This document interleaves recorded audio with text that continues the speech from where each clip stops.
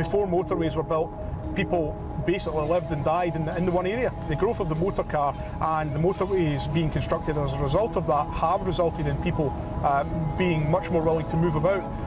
You could easily go to Edinburgh and back from Glasgow a couple of times a day. 60, 70 years ago, that was probably pretty much unheard of.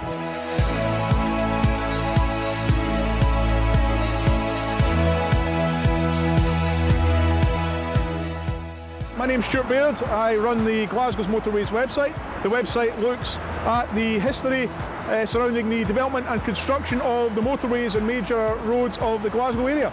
Glasgow and Edinburgh have always been particularly distinct cities, and they each have their own large conurbations around them.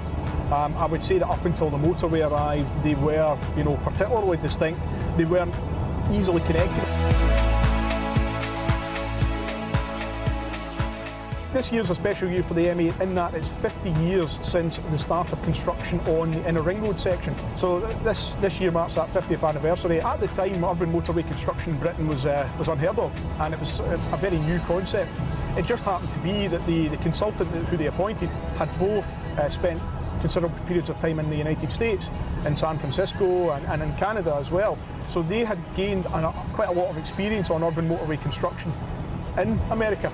They brought that experience here, and that's where you see a number of similarities. Slip roads going off on the right-hand side, for example, the opposite side from normal. That's just one example of where it has its similarities. The railings used and the lighting used, it has that very period feel about it. It's not something that's been repeated in construction since.